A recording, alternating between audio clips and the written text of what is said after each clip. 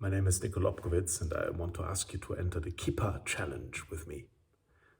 Bear with me. To explain what I want to do and why I want to do it, I want to tell you 3 short stories. One of them is made up. One is true, and one hasn't happened yet. So let me begin with the one that is true, okay? I'm sure every one of us has seen people wearing the Yarmulke or Kippah, right? When we see people wearing these small round heads on the back of their heads, we assume these people are Jews. But do we know why the Jews wear the kippah? So when asked by Ronald Reagan about the meaning of the kippah, Rabbi Abraham Shmetov responded, "Mr. President, the kippah to us is a sign of reverence."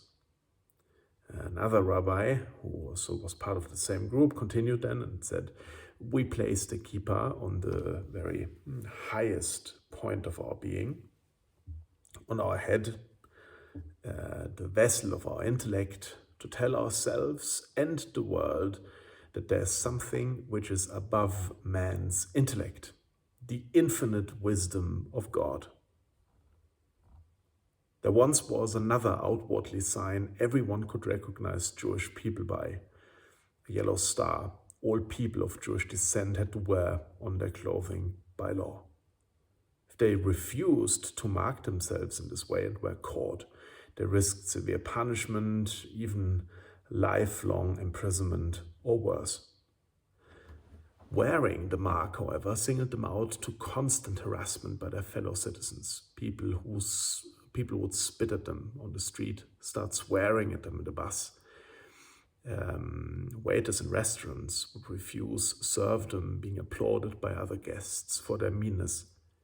And as you can imagine, especially the children experienced this even stronger than their parents. Many of them were beaten up by former friends and chased through the streets for sport. Some of these children are still alive today. They're now old people living in our cities. And some of them wear the kippah publicly. Let me tell you one more story, one that unfortunately is not true. So during World War II, the beautiful Nordic nation of Denmark got occupied by Nazi Germany. Not long after the occupation, the new masters demanded for the Jews to also wear the yellow star. A legend meant to improve this good king's already good image, apparently invented by Danish royalists in the USA, says that King Christian himself donned the yellow star in defiance of the occupiers and in solidarity to his Jewish subjects. Wonderful story, but not a true one.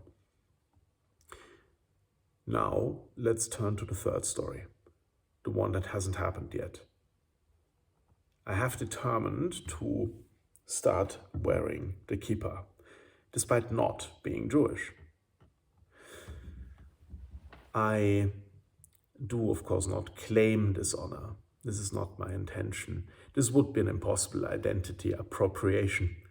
The reason why I'm donning the kippah is because I want to understand and feel what it feels like to be looked at by my fellow citizens as if I was a Jew. I want to know whether it requires courage to wear this outward sign of an invisible conviction and reverence, which in essence is the same as my own Christian conviction. And I want to provide a cover for those actual Jewish children, men and women, who have reason to, again, be afraid in Europe. Afraid of an irrational, self-justified and violent evil that has manifested on our European streets in the last weeks, calling for vengeance against all Jews. To them I say, those whom you threaten are my beloved relatives. And I'll not just stand up for them with cheap courage by posting something on social media. I will virtually become indistinguishable from them. And I hope many of you who are now watching this video will be inspired to do the same.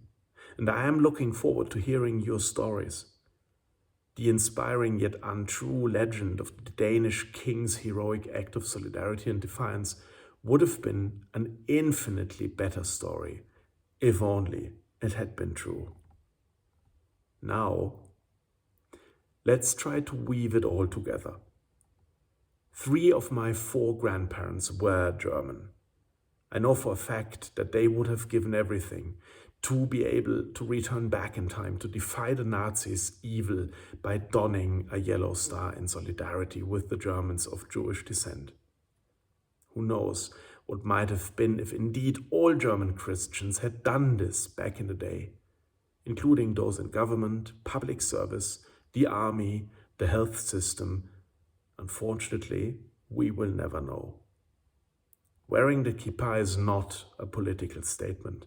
It is first and foremost an act of spiritual solidarity with Jews in our lands, whatever their political affiliation, religious positions, and so on. We will wear the kippah in recognition of the superiority of the God of Abraham, Isaac, and Jacob.